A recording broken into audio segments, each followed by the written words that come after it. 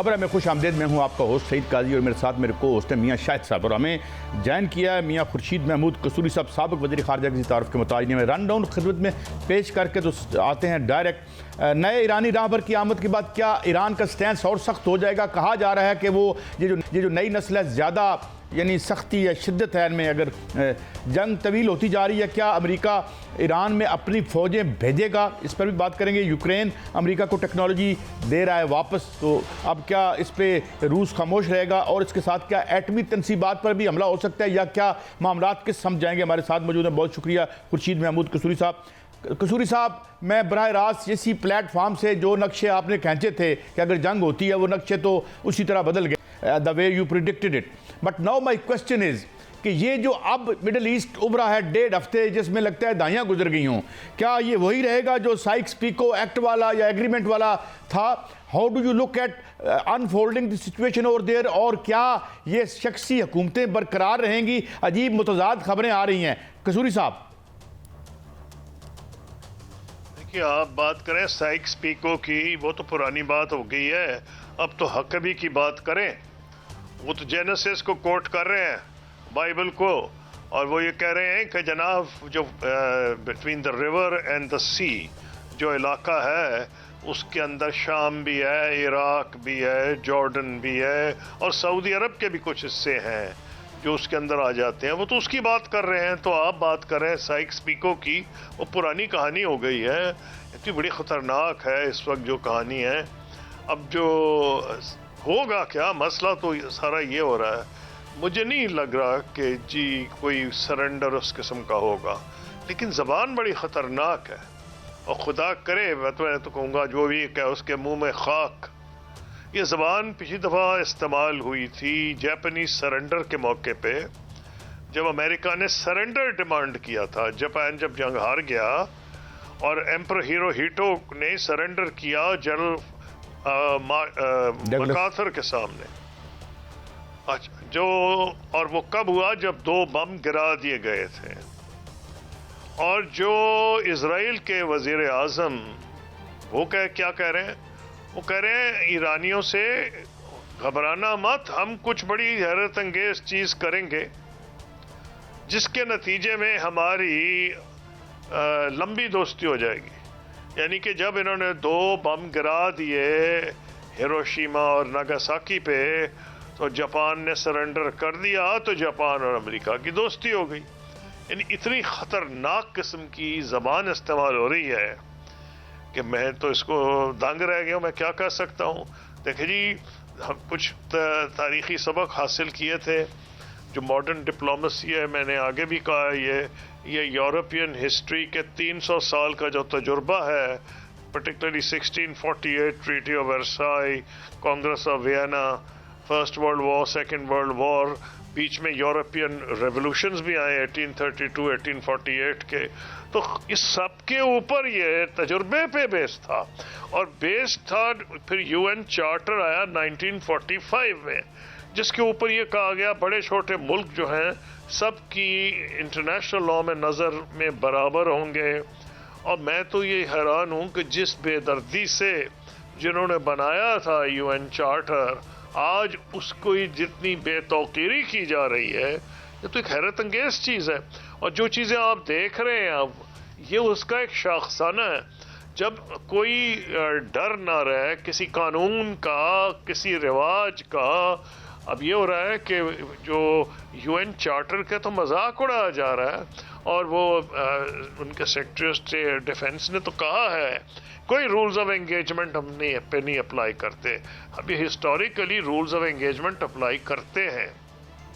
उसमें ये होता है कि ह्यूमन इंफ्रास्ट्रक्चर पे नहीं किया जाएगा, पानी के ज़खायर पे नहीं किया जाएगा, लोगों को भूख से नहीं मारा जाएगा, सिविलियंस को कत्ल नहीं किया जाएगा। ये पुराने कई 100 क्या हज़ारों सालों की जो जंगें हुई हैं, उनका निचोड़ जो लोगों ने निकाला था, मैंने आपको जैसे बताया, वो सारा वायलेट हो रहा है। इसलिए बड़ा ख़तरनाक ज़माना है, क्योंकि रोकने वाला कोई नहीं। अमेरिका दुनिया की वाहिद सुपर पावर है। अमेरिका को जो चीज़ रोकती थी वो उसकी अपनी रवायात थी, उसका आइन था, उसका 2 पार्टी सिस्टम था, उसकी इंडिपेंडेंस ऑफ द जुडिशरी थी और उसके अलावा इंटरनेशनल लॉ में उसको रोकने वाला था यूएन सिक्योरिटी काउंसिल और जनरल असेंबली। वो सारी की सारी अब तो बेकार होती नजर आ रही हैं। अब इसलिए कोई ज्योतिषी तो बता दे क्या होगा, लेकिन मैं तो इतना खतरनाक जो जबान क्या होगा मैंने आपके सामने दोहराई है, वो तो इतनी खतरनाक जबान है कि मैं तो तसव्वुर भी नहीं कर सकता। अच्छा कसूरी साहब, ये तो दुरुस्त है, लेकिन इसकी अब जो इमीडिएट रेमिफिकेशंस थोड़ा बहुत तो हम उसका अंदाज़ा कर सकते हैं। हम देख रहे हैं कि दुबई की आप मैशत देख लें, सोना वहाँ पे जो है वो उसकी कीमतें जो है वो डीलें लगी हुई हैं। और इसी तरीके से बहरीन की हम खबरें सुनते हैं, मुख्तलिफ जी बादशाह वहाँ से गायब हो गए हैं, लोग गलियों में हैं। तो ये एक ऐसी सिचुएशन डेवलप हो रही है कि जिसमें आपको लगता है कि ये जो शख्सी हुकूमतें हैं दे में, क्योंकि वहाँ पर इंफ्रास्ट्रक्चर तो तबाह हो गया, 5 जो उनके थे रेडार सिस्टम वो ख़त्म कर दिए ईरान ने, तो क्या अब ये बिल्कुल ही अब जो है एक इंस्टेबिलिटी होगी और ये एक नया अफगानिस्तान बड़े लेवल पे देखेगी दुनिया? कसूरी साहब नहीं, देखिए ये तो ऐसा नहीं होगा। उसकी वजह यह है कि इस इलाके में तालीम बड़ी आम है। अफगानिस्तान की ख़ास कैफियत है उनका, ये इस्लाम के अलावा उनका ये ट्राइबल सिस्टम है। तो जिसको वो इस्लाम कहते हैं, वो बुनियादी तौर पर इस्लाम की कुछ डेफिनेटली उसके असूल हैं, लेकिन बुनियादी तौर पर वो उनका अपना ट्राइबल सिस्टम है। ये तो बहुत इलाका पढ़ लिख गया है, 100% लिटरेसी है, आर्टिफिशियल इंटेलिजेंस में इन्होंने बहुत तरक्की की है, ये तो मानना पड़ेगा पिछले कुछ सालों में। लेकिन जो हमें नज़र आ रही थी, यहाँ की जो सबसे बड़ी कैफियत जो नज़र आती दुनिया को, जो अट्रैक्ट करती थी, it was an island of peace. Peace को ये बेचते थे कि भाई हमारे इर्द गिर्द अमन है, तुम इन्वेस्ट करो यहाँ, कोई तुम्हें ख़तरा नहीं।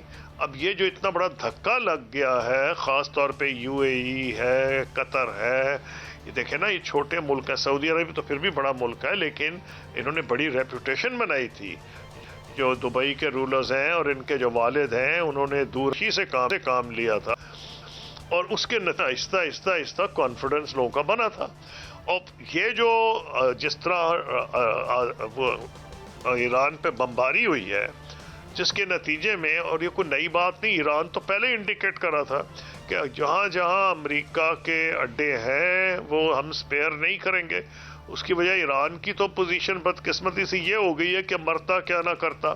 हालांकि उनके प्रेसिडेंट ने माजरत की थी कि आपके जो हमारे मुसलमान भाई हैं, हमारा कोई मकसद नहीं, लेकिन वाजे हो रहा है कि वहाँ वो सर्वाइवल की जंग लड़ रहे हैं। और उनका अगले ही दिन उनके जो चीफ जस्टिस हैं और उनके साबिक स्पीकर फिर लारिजानी साहब, जिनसे मैंने खुद भी डील किया है जब मैं वजीर खारजा था, उन्होंने उनको ओवर रूल कर दिया। तो इसका मतलब यह है कि एक किस्म की डिसेंट्रलाइजेशन हो चुकी है ईरान में। वो इसलिए हुई है कि उनको ये ख्याल था कि अगर चुन चुन के हमारे लीडर्स या रहबर या मारेंगे तो हमने डिसेंट्रलाइज कर दिया है। सूबों तक उन्होंने गवर्नरेट, जो गवर्नरेट है वो कहलाती हैं, वहाँ तक डिसेंट्रलाइज कर दिया है। तो वो तो लंबी जंग की तैयारी कर रहे हैं। अब खुदा ना करे ऐसी कोई बात हो जैसे आजकल अखबारों में इशारों में बात की जा रही है कि जी अगर ज़रूरत पड़ी तो हम ये भी कर देंगे। यानी कि ये वो जो है ना, प्राइम मिनिस्टर ऑफ इज़राइल, उनके अल्फाज ऐसे हैं कि हम कुछ बड़ी हैरत अंगेज चीज़ करेंगे, घबराइए मत, उसके नतीजे में अमन हो जाएगा।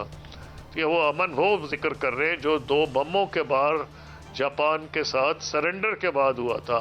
तो इसलिए मैं सब उम्मीद और दुआ क्या है कि जो गल्फ के अरब्स हैं जिन्होंने कहा था हम $1.5 ट्रिलियन इन्वेस्ट करेंगे अमेरिकन इकोनॉमी में, ये प्रेशर डालें प्रेसिडेंट ट्रंप पे कि तुमने तो हमारा बेड़ा गर्क कर दिया है, इसको जल्दी जल्दी जितना कम कर से करो। और देखें मौके प्रेसिडेंट ट्रंप को बहुत थे, वो विक्ट्री डिक्लेयर करें। विक्ट्री डिक्लेयर कभी भी खamenei साहब के बाद भी वो कर सकते थे। विक्ट्री डिक्लेयर करके निकलने में तो कोई दुनिया की कुछ उसमें बचत है। अगर इन्होंने इसी तरह से बम बरसाने हैं, वहाँ तो बेचारों एसिड की रेन हो रही है ईरान में, उनके फिर जो रूल्स ऑफ वॉर हैं, क्या पानी के ज़ख़ीरों पे हमला नहीं करते? उन्होंने हमला कर दिया है। एक वाटर प्योरिफिकेशन प्लांट में।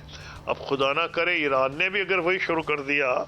कसूरी साहब, मैं इसी पॉइंट पे आपकी रहनुमाई चाहूंगा। जो विक्ट्री की बात की है कि वो विक्ट्री डिक्लेयर करें, विक्ट्री कैसे डिक्लेयर करें, क्योंकि 10 रोज हो गए हैं आग बरसाते हुए ईरान पर, इजराइल को और अमेरिका को।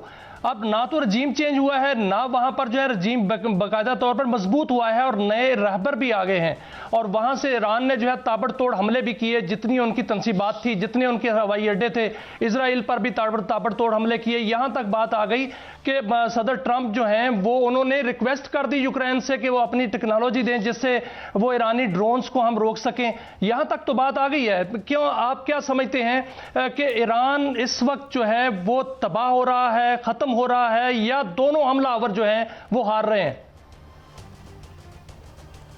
देखिए, इस पोजीशन यूं है, ईरान बेचारे को जो जितना इस वक्त सफरिंग है वो वहां के लोग ही जानते हैं। चुन चुन के उनकी लीडरशिप को उन्होंने मारा है।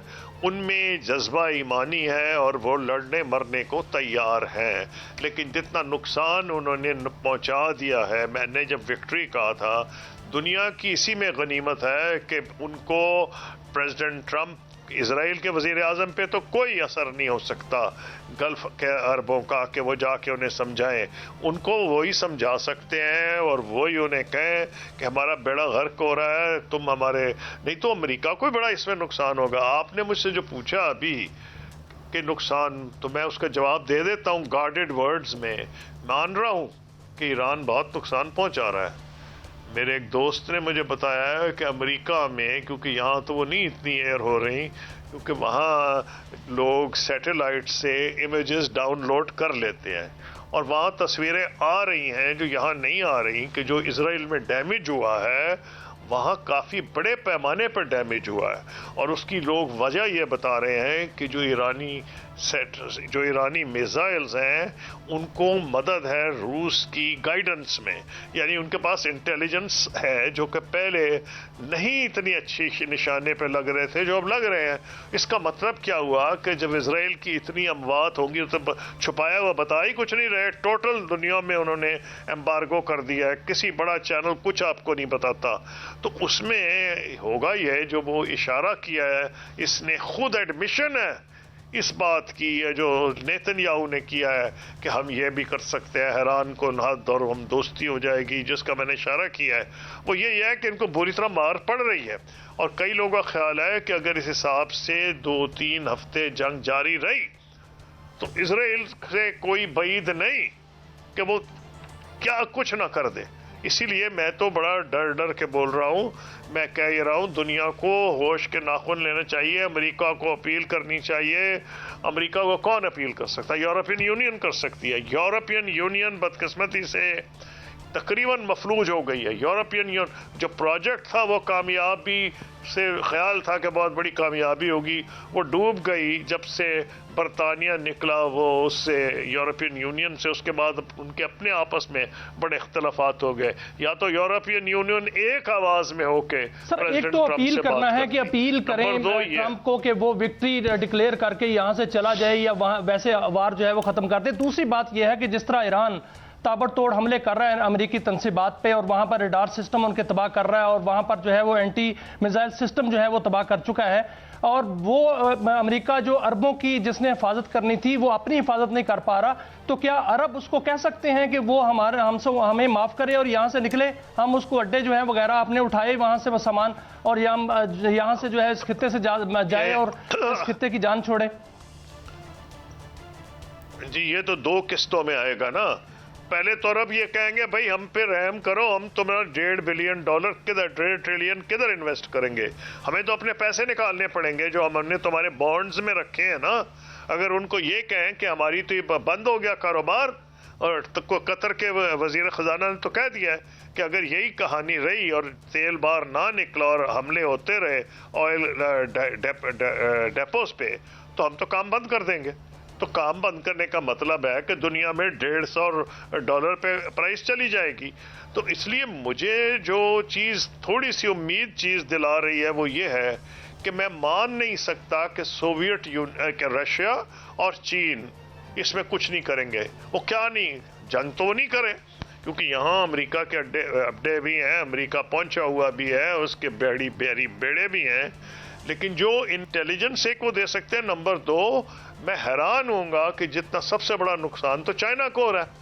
चाइना का तेल जो यहाँ से जा रहा था वो बंद हुआ है, बहुत कम हो गया है, और वेनेजुएला से जा रहा था अमेरिका ने वहां से ही बंद किया, यानी अमेरिका ने चीन का नाटका बंद किया हुआ है। तो चीन का तो बड़ा वेस्टेड इंटरेस्ट है कि ईरान कोलैप्स ना करे।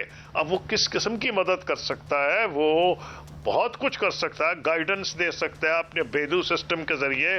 अब वो जाके अपने फौजी तो नहीं भेजेगा यहाँ, मुझे तो दुनिया कुछ अंदाजा है कि रशियन ट्रूप्स तो नहीं आएंगे और चाइनीज ट्रूप्स यहाँ लड़ने के लिए। लड़ने को तो ईरानी काफी है, वो उनको किसी और की जरूरत नहीं है। जिस किस्म की सपोर्ट उन्हें चाहिए, मुझे लग रहा है क्या वो टेक्नोलॉजी के जरिए मदद कर सकते हैं? रूस और चाइना जो है बाकायदा टेक्नोलॉजी जो ये भी कहा गया है कि पहले ही उन्होंने मुंतकिल कर दी हुई है ईरान में, या इस तरह की मदद वहां हो सकती है उनकी तरफ से? और पाकिस्तान का क्या रोल हो सकता है इसमें सारे मामले में? जी, हम पाकिस्तान की तो बाद में बात करेंगे, पहले तो आप ये बात करें ना।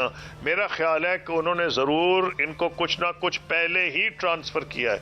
आफ्टर ऑल यहाँ आपको याद है कि एक्सरसाइजेज हो रही थी नेवी की, चाइना की, रशिया की और ईरान की पहले, तो ज़रूर उसमें कुछ हुआ है।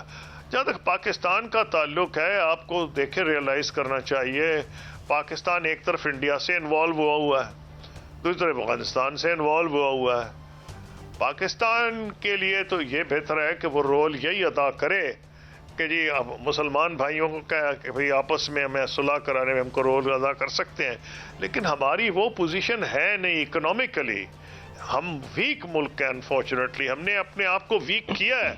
इतना बड़ा हमारा मुल्क है, लेकिन हम हर वक्त IMF के दरवाजे पे खड़े हुए हैं, हमारी इकोनॉमी भी नहीं ग्रो करती। और ये किसी हुकूमत पे अटैक नहीं कर रहे, ये हम सब पे अटैक है। जितनी हुकूमतें आई हैं उन्होंने दूरअंदेशी पे मबनी पॉलिसीज नहीं बनाई। तो पाकिस्तान के लिए तो बेस्ट ये है कि इस वक्त अपने आप को इंडिया से के शर से बचाए, अफगानिस्तान जो इंडिया के साथ मिला हुआ है उसके शर से बचाए, और बाकी जो रोल अदा कर सकता है इस मुस्लिम वर्ल्ड में करे। इससे ज्यादा तवक्को करना हकीकत पसंदी पर मबनी नहीं होगा। अच्छा, एक और बड़ी अहम बात, boots on the ground, possibility and if it happens, तो अगला सिनेरियो आपका पर्सपेक्टिव क्या है इस पे? अगर वो कह रहे हैं कि हम अंदर लेके आएंगे अपने फौजी ईरान में। देखिए, प्रेसिडेंट ट्रंप ने ये कहा है, रूल आउट नहीं किया, लेकिन एक चीज तो आप समझ लें, वो तो होना ही नहीं जो वियतनाम में, अफगानिस्तान या इराक में हुआ था। वो तो हजारों लाखों फौजी आ गए थे। ये जब आप बूट्स ऑन ग्राउंड की बात कर रहे हैं, ये मुख्तलिफ सिनारियो छोड़े जा रहे हैं। अब इन्होंने हर रोज कोई नई तावील देनी होती है कि हमने क्यों ईरान पे हमला कर रहे हैं। हम पहले न्यूक्लियर था, फिर कुछ और था, अब इन्होंने ये कह दिया कि जी उनका जो एनरिच्ड यूरेनियम है वो फला फला जगह जो छुपा है। तो इनके जो स्पेशल पैरा ट्रुप्स हैं, वो स्क्वाड्रन ब्रिगेड श्रिगेड सुना कुछ 4000 हैं, वो पैरा ट्रुप्स अगर लैंड करें, ख़ास जगह पे जाएं, वहाँ से वो एनरिच्ड यूरेनियम उठा लें। मुझे तो अलिफ लैला वाली कहानी नज़र आ रही है कि ईरानी जो हैं इनके हाथ जाने देंगे एनरिच्ड यूरेनियम, वो तो मरेंगे और मर जाएंगे। तो इसी मुझे तो ये दलील तो नज़र आ रही है, लेकिन वो होगा तो कुछ तादाद कलील होगी, कुछ हज़ारों में लाखों में नहीं, 3-4 हज़ार होंगे। उनमें से तो उनकी भी कैजुअल्टीज होंगी। और अमेरिका को सबसे बड़ा जो नुकसान होता है हर हुकूमत को, जब बॉडी बैग्स या लाशें जाती हैं, तो अभी 6 गई हैं, हालांकि 9 उन्होंने एडमिट की हैं कि उनके बंदे इससे मारे गए जंग में, लेकिन अमेरिका में तो बड़ा सख्त रिएक्शन है। वो बॉडी बैग्स की जो वो कहते हैं हम किस लिए है, ये तो इसराइल की जंग है। अमेरिका में बहुत से लोग अब कह रहे हैं अमेरिका की जंग ही नहीं है, और इसलिए हकीकत पर मबनी बात है। अमेरिका का इसमें क्या वास्ता है? ये बेसिकली इजराइल की जंग है, जो उसने चालाकी से ट्रंप साहब को भी बीच में फंसा लिया। अच्छा, my last question to you, एक तो ये बताएं कि वो तो अपने बॉडी बैग छुपा रहे हैं, लेकिन ये फरमाइएगा, आपकी खबरें आप बता रहे हैं अमेरिका में आपके दोस्त जो हैं, आप सुना है बहुत ज़्यादा कैजुअल्टीज़ हुई हैं, 17,000 का फिगर आ रहा है सिर्फ इजराइल में। तो क्या ये इंटरनल प्रेशर भी हो सकता है एक्सर्ट हो जाए और ये बाज रहे हैं, you this gigantic idiot, I am sorry to say that, ये जो ट्रंप साहब है मेटाफोरिकली एंड इवन लिटरली, तो क्या ये बाज आ सकते हैं खौफनाक जाइगेंटिक का माकतों से, इंटरनल प्रेशर की वजह से? इंटरनल प्रेशर तो रिवर्स अनफॉर्चुनेटली काम कर रहा है। दोनों को पता है वो इलेक्शन हार जाएंगे। अगर वो इस वक्त नेतन्याहू भी गर्क हो जाएगा और ट्रंप साहब भी हार जाएंगे अगर इनको डिफीट वहां हुई। इसलिए मैं तो शुरू से कह रहा हूं कोई रास्ता ढूंढे विक्ट्री डिक्लेयर करने का, कोई मौका ढूंढ लें। और ईरानियों को इतनी समझ है वो 2 दिन चुप भी कर जाएंगे, इनको विक्ट्री डिक्लेयर करके जाने दें, नहीं तो ये जंग इतनी लंबी हो रही है इसका किसी को फायदा नहीं है। ये जो जंग है सिवाय इसराइल के किसी के मफाद में नहीं, और इसराइल के कितने मफाद में ये तो बाद में पता चलेगा, क्योंकि इसराइल ने अपने दुश्मन इस इलाके में इतने बना लिए हैं कि दुनिया को अभी मौका नहीं मिला। अभी तो ट्रंप साहब उसके पीछे हैं, और कुछ जरूरी नहीं कि अमेरिका की जो पब्लिक ओपिनियन है वो वॉर के भी खिलाफ है। सिर्फ 21% लोग अमेरिका में इस वॉर के हक में हैं। तो प्रेसिडेंट ट्रंप को अपनी रेटिंग्स का भी ख्याल करना पड़ेगा। वो प्रेशर तो अंदरूनी अमेरिका से तो पड़ सकता है, लेकिन इसराइल को तो ये डर है जो आप मुझसे पूछ रहे हैं कि अगर वह वहां से हार गया या निकल गया तो वो जेल जाएगा। इलेक्शन तो बाद की बात है, नेतन्याहू तो जेल चला जाएगा। इस पे तो इतने मुकदमे बने हुए हैं, तो वो तो फाइट फॉर सर्वाइवल कर रहा है। जो शिकस्त है वो तो डिक्लेयर तकरीबन हो चुकी है। ये तो पता चल गया है कि शिकस्त उनको सुपर ताकत को तकरीबन इस तरह हो चुकी है, क्योंकि जिस तरह उन्होंने जिस मकसद के लिए वो आए थे वो मकसद जो है पूरा नहीं हो सका। अली लारीजानी साहब जिनका आपने जिक्र किया था, उन्होंने एक पैगाम बयान दिया है कि 160 के करीब जो हैं वो अमरीकी फौजी हमारे कैदी हैं, उनको कोई इतला मिली है, उन्होंने बयान दिया है इस तरह का। मुज्तबा जो खामनाई साहब हैं उस हवाले से भी मैं पूछूंगा कि वो अली खामनाई साहब से ज़्यादा हार्डलाइनर समझे जाते हैं। अली खामनाई साहब तो ये कहते थे कि हमने एटम बम नहीं बनाना, लेकिन जो मौजूदा हालात हैं ईरान के सामने, क्या मुज्तबा खामनाई साहब भी उनके नक्शे कदम पे चलेंगे या वो फिर एटम बम की तरफ जाएंगे? देखिए, जो ईरान का हाल है ना, ये तो छोड़ें कि मुश्तबा क्या करेंगे। इससे पहले जो ईरान को जानते हैं, मेरी एक मीटिंग हुई थी, ईरान के एक्सपर्ट थे, वो कह रहे ईरानियन पब्लिक ओपिनियन में बड़ा गुस्सा है।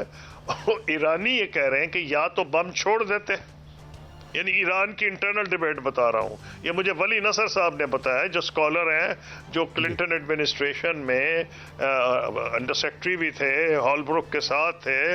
वो कुछ दिन पहले मेरे घर आए हुए थे खाने के ऊपर, तो उनसे मैंने ये पूछा था। उन्होंने कहा वहाँ तो बहस बड़ी ज़बरदस्त ईरान में है कि भाई अगर आपने या तो बम बना लेते पाकिस्तान की तरह, साथ साथ आपने कीमत भी पूरी अदा कर दी कि आप पे सैंक्शंस भी लग गई, आपने बम भी नहीं बनाया। तो मुझे तो ये लग रहा है अगर इनको मौका मिला तो अमेरिका को ये ज़रूर डर होगा कि ये जो इनका ईंधन इनके पास है ये शायद जल्दी बम बनाने की पोजीशन में है। ये मैं नहीं बता सकता, इसमें टेक्निकल सवालात इन्वॉल्व हैं, लेकिन ईरानियों ने कोई प्रेपरेशन की होगी। ये अमेरिका को डर है, और इसराइल को सबसे बड़ा डर ये है, और जिस वजह से वो बूट्स ऑन ग्राउंड का जिक्र करते हैं वो ये है कि स्पेशल पैराट्रूप्स को हवा से लैंड कराएंगे, हेलीकॉप्टर से और या हवाई जहाज़ों से गिराएंगे एक ख़ास मखसूस इलाके में, जो उनको ह्यूमन इंटेलिजेंस ग्राउंड से, क्योंकि मानना पड़ेगा कि इजराइल अमेरिका की ह्यूमन इंटेलिजेंस बहुत अच्छी है, इसीलिए तो उनके इतने बंदे मारे गए, अंदर से मुखबिर बैठे हुए हैं। तो उनका यह ख्याल है कि वो वहां जाके उस पर कब्जा कर लेंगे। लेकिन ये सारी बड़ी डेंजरस थियरीज है। यानी बुनियादी बात कसूरी साहब ये है, जो आपकी जो इम्पोर्टेंट बात नाज़रीन की कसूरी साहब ने की, वो अगर एक्सट्रीम कदम पर जाते हैं बात कर। बहुत शुक्रिया मियाँ Khurshid Mahmud Kasuri sahab, you always so kind to enlighten us on these very complex issues. दुनिया एक बहुत बड़े ख़तरे में है और हम इसे देखने और समझने और रिपोर्ट करते रहेंगे। हमारे साथ रही एक ब्रेक है, ब्रेक के बाद हाजिर होंगे। तो अब प्योरली हम ये जो वॉर है इसकी क्या इक्वेशन बन रही है, कौन कहाँ खड़ा है, फतह और शिकस्त के करीब कौन है, एक ब्रेक के बाद।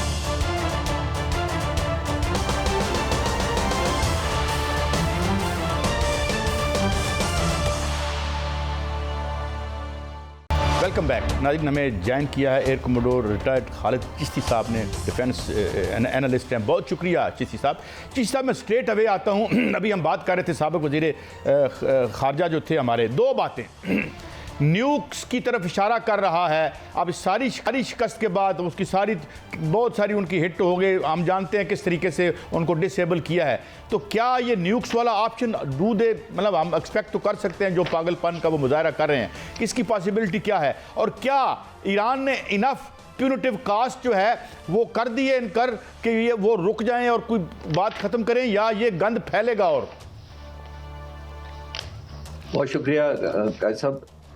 देखिए, पहले थोड़ा सा हम देख लेते हैं कि ईरान करना क्या चाह रहा है या ऑब्जेक्टिव क्या है। अमेरिका के तो अभी तक किसी को भी क्लियर नहीं है कि वो जंग में हासिल क्या करना चाहते थे और कितना उन्होंने हासिल किया है, क्योंकि वो गोल पोस्ट रोजाना की बुनियाद पर चेंज करते हैं। वो जो कहते हैं ना कि क्रिकेट में, अगर मैं कल भी कह रहा था चैनल पे कि क्रिकेट में अगर आपसे बॉल सीधी नहीं हो रही, विकेटों में नहीं जा रही, तो आप कहते हैं कि विकेटें इधर कर दो ताकि मेरी बॉल विकेटों को लग जाए। प्रेसिडेंट ट्रंप तो ये कर रहे हैं आजकल। वो कभी शुरू में उन्होंने कहा कि रजीम चेंज करनी है, फिर उन्होंने कहा कि हम पुट ऑन ग्राउंड करेंगे, फिर उन्होंने कहा कि हम नेवी को, एयरफोर्स को तबाह कर देंगे, फिर उन्होंने कहा न्यूक्लियर वेपन्स को लेना है, फिर उन्होंने कहा कि फुट ऑन ग्राउंड कुर्दिश करेंगे, हम नहीं करेंगे। और अब वो कह रहे हैं कि हम न्यूक उठाने आ रहे हैं जो रिचमंड सारा यूरेनियम है। तो छः ऑलमोस्ट उन्होंने स्ट्रैटेजी बताई है, उनका तो क्लियर नहीं है। लेकिन ईरान की बड़ी क्लियर है। ईरान की बड़ी क्लियर इसलिए है कि इन्होंने जहां पे हिट बैक किया है, ये बुनियादी तौर पर एक प्रोहिबिटिव कॉस्ट इंपोज कर रहे हैं। नंबर वन, अब मिडिल ईस्ट के सारे मुल्कों को देखिए, उन्होंने चंद हजार के ड्रोन मारकर स्टैंड स्टिल कर दी पूरी इकोनॉमी, लाइफ, होटलिंग, टूरिज्म, तमाम का तमाम साकित हो गया। Number one. नंबर टू, एक जो काम करना चाह रहा है वो प्रोहिबिटिव प्राइस के साथ साथ वो अपने आप को सस्टेन करना चाह रहा है। सस्टेन से मतलब है सर्वाइव करना चाह रहा है, वो भी अभी तक कामयाब है। फिर तीसरी और मोस्ट इंपॉर्टेंट है कि पूरी जंग को अपने लिए इकोनॉमाइज करके दुश्मन के लिए महंगी कर रहा। तो कितनी महंगी कर रहा है उसका अंदाजा आप इससे लगा सकते हैं कि पिछले दिनों कल ही शायद ज़ेलेंस्की जो यूक्रेन के हैं हेड, उन्होंने कहा है कि हमने सिर्फ 200 पैट्रियट मिसाइल अमेरिका से मांगे थे पूरी जंग में, वो हमें नहीं दिए गए। और अमेरिका ने खुद 8 दिन की जंग में 2000 पैट्रियट फायर किए। तो आप खुद अंदाजा लगा ले, ज़ेलेंस्की कह रहा है कि मुझे 200 नहीं मिले, और अगर ये 8 इतने हजार मारे हैं इन्होंने 2000, तो उनकी कॉस्ट निकाल लें। पैट्रियट की मिसाल देखें कि उसकी तकरीबन 4 से 5 मिलियन डॉलर उसकी प्राइस है, और पुराने भी अगर इन्होंने चलाए हो तो वो 1.5 से 2 मिलियन हर एक की है डॉलर, यूएस डॉलर। तो आई थिंक ईरान बड़ी कामयाबी से एक जंग को महंगा करता जा रहा है बुनियादी तौर पर अमेरिका के लिए और इसराइल के लिए। कल जो हमने देखा और परसों भी जो उनके ऑयल स्टोरेज पर इसराइल ने हमला किया, मैं देख रहा था, मेरा मानना यह है कि अमेरिका उस पर नाराज हुआ है, क्योंकि अमेरिका चाहता नहीं है कि हम इस वक्त ऑयल स्टोरेज को, सप्लाई लाइन को इस तरह चोक करें कि दुनिया में ऑयल इतना महंगा हो जाए कि सारी अमेरिका की जो थोड़ी बहुत रही सही गुडविल है दुनिया में, अगर किसी कोने में बची है तो वो भी खराब हो जाए। दूसरा, उनके लिए जंग सस्टेन करना मुश्किल हो जाए। और तीसरा, पब्लिक ओपिनियन इतनी जल्दी बदल जाए कि जंग उनको बंद करनी पड़े। तो आई थिंक उनके ईरान कामयाबी से कर रहा है। जो न्यूक की तरफ आप इशारा कर रहे हैं, एथिक्स मोरालिटी तो काजी साहब है नहीं इस जंग के अंदर। और ये कहां से हो गया कि जो न्यूयॉर्क का मेयर तो आप चेंज अपनी मर्जी का करा नहीं सके, आप कहते हैं मैंने आयतुल्ला अपनी मर्जी का लगाना है, सुप्रीम कमांडर अपनी मर्जी का लगाना है। तो डिसजॉइंटेडनेस है, फ्रस्ट्रेशन तो किसी वक्त भी ले जा सकती है। 20 साल से नेतन्याहू ने हर अमेरिकन प्रेसिडेंट को ये कहा था कि ईरान पर हमला करो, ये जिनी है, ये सद्दाम हुसैन से भी बड़ा है, ये फलाना है। मैं खुदा ना खास्ता मान नहीं रहा ऐसा, लेकिन उनके परसेप्शन से कह रहा हूँ। तो कुछ नहीं कोई माना था किसी सदर ने, बिकॉज सेम थिंकिंग थी, लेकिन प्रेसिडेंट ट्रंप को वो कन्विंस करने में कामयाब हो गए। अब क्योंकि फ्रस्ट्रेशन उनके जहनों में बहुत ज्यादा है कि उनके गोल उनको नियर फ्यूचर में अचीव होते नजर नहीं आ रहे, तो शायद वो किसी तरफ भी जा सकते हैं। जी मियां साहब। चिश्ती साहब, आपने ईरानी हिकमत अमली की बात की है, जो जंगी हिकमत अमली है, वो तो जिस तरह जंगी हिकमत अमली ईरान की सामने आई है उसमें तो हैरान कौन है, क्योंकि पूरे खित्ते के अंदर उन्होंने पहली जो खेप वो ड्रोन्स की भिजवाते हैं, 100 ड्रोन जो है वो वहाँ भिजवाते हैं हमला करने के लिए, और उसके बाद जो है वो एक हाइपरसोनिक और बैलिस्टिक मिसाइल जो है वो पीछे पीछे वो जाता है और तबाही मचाता है। और इसके अलावा ईरान ने 10 रोज़ की अगर जंग देखी जाए सर, तो मशरक़ वस्ता में जितने भी उनकी तनसीबात हैं जिसमें अमेरिका की, उसको एक एक करके निशाना बनाया है। उन्होंने दावा किया है कि उन्होंने एंटी मिसाइल सिस्टम उनका तबाह कर दिया है, थर्ड सिस्टम तबाह कर दिया है, लड़ाका तैयारे जिसमें F-35, F-15, B-2 बम्बार तैयारा है उसको भी गिराने का दावा किया गया है। तो इससे फरमाइएगा कौन सी टेक्नोलॉजी होगी ईरान के पास जिससे उन्होंने इतने बड़े तैयारे जो है गिरा लिए। आयरन डोम जो है उसको तबाह करने का दावा है, जासूसी रडार को तबाह करने का दावा है, जो कुवैत पे हेलीकॉप्टर का उनका पूरा एक बेस है उसको उसको तबाह करने का दावा है। अब्राहम लिंकन का जो उनका वो रनवे है उसको तबाह करने का जो है वो दावा है, और इसराइल के अंदर बड़ा नुकसान पहुंचाने का दावा है। और उनका यह भी दावा है कि 500 अमेरिकी फौजी हमने मार दिए हैं। 160 अली लारीजानी साहब कहते हैं कि उनको हमने जो है वो कैदी बना लिया और बहुत से जख्मी हैं। और आज मैं खबर पढ़ रहा था कि अमेरिका के अंदर 30,000 ताबूतों का ऑर्डर्स भी दिया जा चुका है। तो बहुत बड़ा गरूर जो है वो तो खाक में मिल गया सर। जी मियां साहब, अगर ये कनेक्टिंग आप डॉट्स करें तो एक नहीं हो रहा। अमेरिका के सदर जो असला बनाने वाली फैक्ट्रियां हैं, इंडस्ट्रीज हैं, उनको कहते हैं अपनी 3-4 गुना कर दो प्रोडक्शन। ये जंग के दौरान नहीं करते, ये जंग से पहले करते हैं। गोल पोस्ट, पिछले सवाल के जवाब में हमने कहा कि वो हर दफा कहते हैं कि मेरे से गोल नहीं हो रहा, कभी गोल को ही हटा के लेफ्ट राइट कर दो। नंबर 2, तीसरा मैंने कहा कि जो शाहिद ड्रोन है जिसका हम अक्सर बात सब कर रहे हैं, कोई $10,000 से $20,000 तक उनका एक ड्रोन है, वो बहुत कामयाब है और इसको अंडर लाइसेंस रूस बनाने के भी प्रोसेस में है इस वक्त। और रूस ने बहुत सारे इनसे एक्सपोर्ट भी कराए, ईरान ने किए उनको। तो उसकी बहुत कामयाबी से हिटिंग हुई है। उसकी जो डिस्ट्रक्शन है वो आमतौर पर नहीं न्यूट्रलाइज होता। उसके अंदर एंटी सर्वाइवल एक जो उसके अंदर है वो बहुत स्ट्रांग है, यानी वो टारगेट तक पहुंच जाता है। इनइफेक्टिव है, इतना छोटा है साइज में, शायद एक कमरे से भी छोटा है, वो इंटरसेप्ट नहीं होता और लोड कैरिंग ऑलमोस्ट 1 टन तक ले जाता है। तो इस वजह से आपने देखा जो क्रूज और बैलिस्टिक मिसाइल पिछले दिनों में मैंने नोट किया था, जो उनका इम्पैक्ट था कि बाय एंड लार्ज वो ऐसे भेजते हैं जो लेस इफेक्टिव हैं, लेस एक्यूरेट हैं, लेकिन उन्हीं के कैमोफ्लेज में वो ऐसे पिन पॉइंटेड भेज रहे हैं। 1-1 टन के जो वॉरहेड लेकर जा रहे हैं वो बहुत ज्यादा इजराइल के अंदर डिस्ट्रक्शन पैदा कर रहे हैं। एक और चीज देखें, इस पूरी जंग के अंदर मेरा ख्याल है आप हैरान होंगे जिसका मैं नाम लगे ना, तो एक शख्स सबसे ज्यादा एक पॉजिटिव खुशी जिसको पॉजिटिव वाइब्स आ रही हैं वो है प्रेसिडेंट पुतिन। प्रेसिडेंट पुतिन इसलिए खुश है कि सबसे ज्यादा एक ह्यूमिलेशन अमेरिका को मुफ्त की उनको नहीं करनी पड़ रही है कि ईरान जैसा मुल्क उनको पड़ गया और उनको ऑलमोस्ट जो मिथ है उनको खत्म कर रहा है। दूसरा एक और वजह से प्रेसिडेंट पुतिन बड़े खुश हैं, वो समझते थे कि जो असला दे रहा था अमेरिका ज़ेलेंस्की को और यूक्रेन को, वो अब सारा डाइवर्ट हो रहा है मिडिल ईस्ट में। वो चाहेंगे ये जंग सस्टेन करे ईरान, उसको इतना करेंगे सपोर्ट डायरेक्टली इनडायरेक्टली कि ये सारी की सारी आर्मामेंट इंडस्ट्री फोकस कर ले ईरान के खिलाफ, ताकि यूक्रेन की तरफ फोकस हट जाए। यूक्रेन की तरफ एक और वजह भी है कि वो चाइना भी चाहता है ये डाइवर्जन लगी रहे अमेरिका को इस तरफ, क्योंकि चाइना के पास 2-3 और चीजें। चाइना को रूस से फ्यूल लेना आसान हो गया, रूस सारा अपना तेल कैश पर बेचना शुरू हो गया, वो कैश काम आएगा जंग में यूक्रेन की। तो विन विन सिचुएशन इस वक्त चाइना की और रूस की है। चाइना को एक और एडवांटेज भी है, चाइना समझता है कि जितनी ये लॉन्ग ड्रॉन वॉर होगी उतनी ही पब्लिक ह्यूमिलेशन होगी, एक मिथ टूटेगा, और कल को अगर चीन को ताइवान में कोई मिलिट्री एक्शन करना पड़ेगा तो एक प्रेसिडेंस बन जाएगा पहले से कि अमेरिका ने भी ऐसा ही किया था। तो एक मॉरल जवाज कह लें वो एक बनना शुरू हो गया, क्योंकि अब रूल्स ऑफ द गेम तो रही नहीं, कोई रूल तो फॉलो कोई नहीं हो रहे। तो आई थिंक ये सारा कुछ होते हुए जो आपने भी कहा कि बहुत ज्यादा डैमेज इन्फ्लिक्ट कर रहा है ईरान, तो लॉन्ग टर्म में सिर्फ उसने सस्टेन करना है।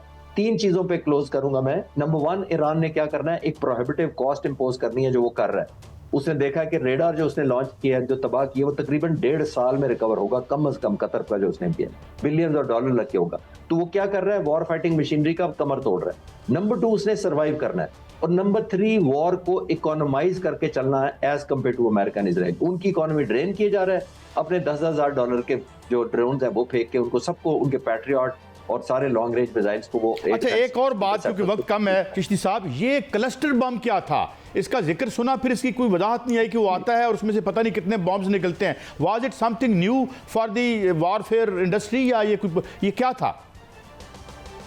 नहीं जी, ये क्लस्टर बॉम्ब बहुत पुराना टेक्नोलॉजी है और क्लस्टर बॉम्ब के अंदर समय मिनी बॉम्ब्स उसके अंदर होते हैं।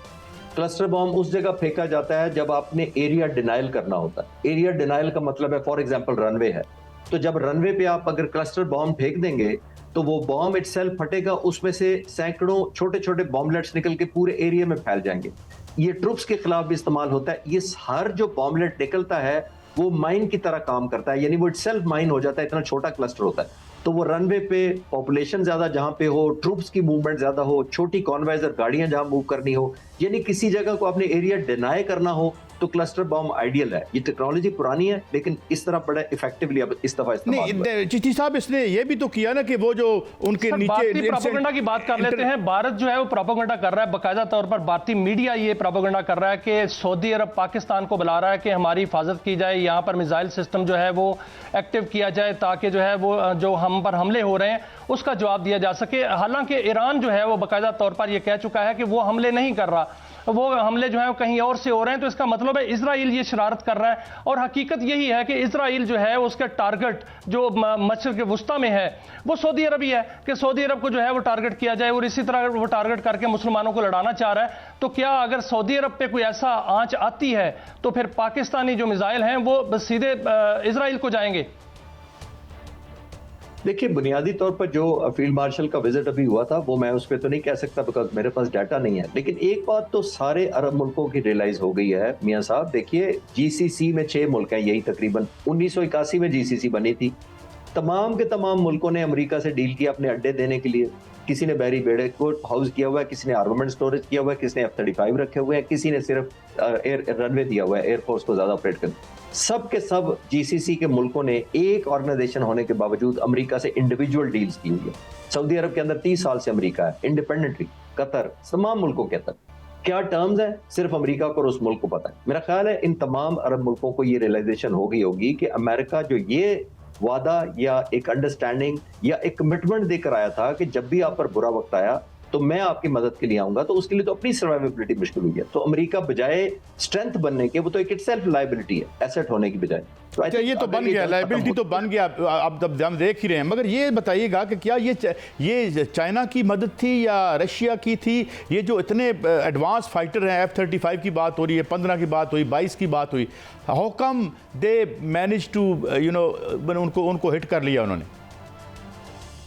देखिए, इलेक्ट्रॉन आने वाली जंगें काजी साहब अब वो missile versus missile, bomb versus bomb, tank versus tank नहीं होनी। अब ये होनी है कि डिसीजन मेकिंग लूप में आप दुश्मन के कब घुस सकते हैं और इलेक्ट्रॉनिक वॉरफेयर को कितना एम्प्लॉय कर सकते हैं इफेक्टिवली जो दुश्मन के पास वो ना स्ट्रेंथ हो।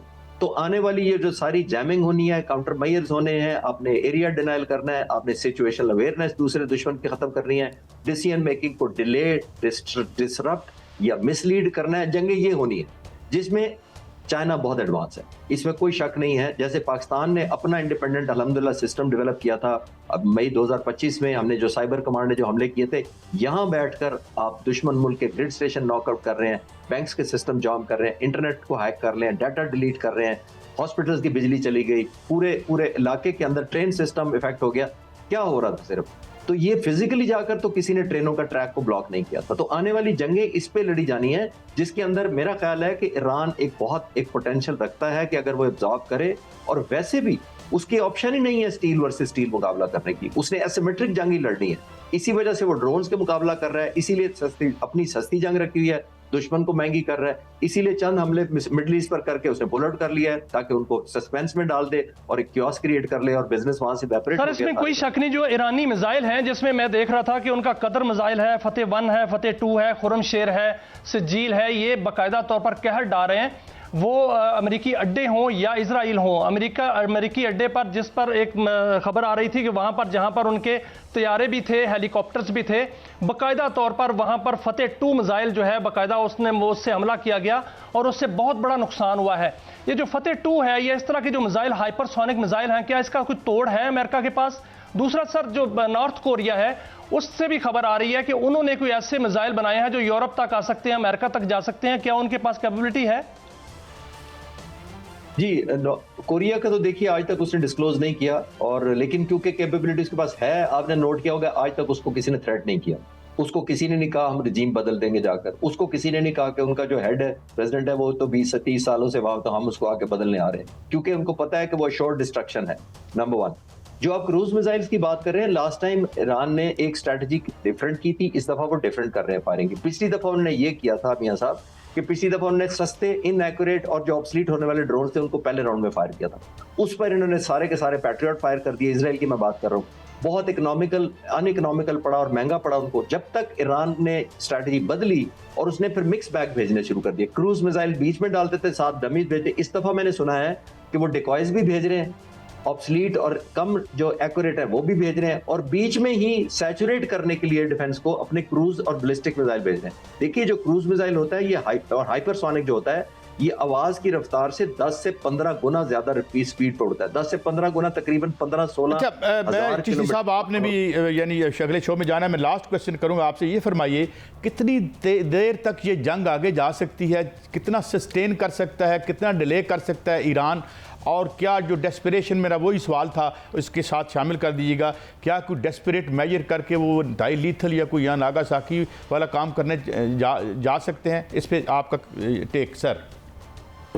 देखिए अमेरिका को पेन तो बहुत हो रही है इस जंग की, इसीलिए प्रेसिडेंट ट्रंप से जब ये पूछा गया कि रूस मदद कर रहा है ईरान की, तो उन्होंने जवाब दिया this is a stupid question. What does it indicate? आप खुद बताएं कि जब एक प्रेसिडेंट हेड का इसको स्टूपिड क्वेश्चन का मतलब है कि उनके पास इसका जवाब नहीं है। इसका मतलब ये है कि Iran as per the strategy with the support of Russia, जाहिर है मैंने पहले सवाल के जवाब में कहा कि रशिया को बहुत सूट करता है प्रोलॉन्ग हो, चाइना को बहुत सूट करता है प्रोलॉन्ग हो, तो आई थिंक सस्टेन तो ईरान करना शुरू हो चुका है। जंग 10वां दिन है, टोटली अनएक्सपेक्टेड। सब लोग, हम जो स्टूडेंट पढ़ते आए हैं स्ट्रैटेजी, सारे अनएक्सपेक्टेड। अब फ्रस्ट्रेशन का लेवल अमेरिकन प्रेसिडेंट की तरफ उनके बढ़ता जा रहा है। अल्लाह करे कि कोई गुड सेंस प्रिवेल करे। गुड सेंस नहीं प्रिवेल की तभी तो ये जंग हो रही है, लेकिन मेरा ख्याल है कि दुनिया एक नया देखेगी। पॉसिबिलिटी तो मैं रूल आउट नहीं करता ऑल टुगेदर, जितना फ्रस्ट्रेटेड नेतन्याहू है, क्योंकि उसको पता है कि मेरे पास तो चॉइसेस ही नहीं है। 20 साल बाद तो उसकी उम्मीदें रंग लाई जो उसने एक प्रेसिडेंट को कन्विंस कर लिया, फिर उन्होंने ईरान ने अपना एक और स्पिरिचुअल लीडर उन्हीं का बेटा बना लिया। तो आई थिंक लास्ट चांस है नेतन्याहू के पास भी कि मैं कुछ ना कुछ दिखाऊं, और कुछ ना कुछ वो, क्योंकि मोरालिटी एथिक्स के तो बहुत ही दूर है, तभी तो उन्होंने 2 साल गाजा में इनोसेंट लोगों को शहीद किया और बच्चों को शहीद किया। मोरालिटी एथिक्स की कोई किताब उधर अप्लाई नहीं होती, तो वो कुछ भी कर सकते हैं, रूल आउट नहीं किया जा सकता। पावर, ताकत से ही बात करेगी। बहुत शुक्रिया जनाब air commodore retired Khalid Chishti साहब हमारे साथ थे। नाज़रीन, एक बहुत बड़े इवेंट से दुनिया गुजर रही है। पिछला जिस तरह मैंने कहा कि 1.5 हफ्ता लगता है, 1.5 हफ्ता नहीं 1.5 दहाइयाँ थी, और जब हम इससे आगे जाएंगे तो दुनिया बहुत बदली हुई पाएंगे। हम रिपोर्ट करते रहेंगे आपके लिए। ये था हमारा आज का शो। इजाज़त दीजिए, अल्लाह हाफिज़।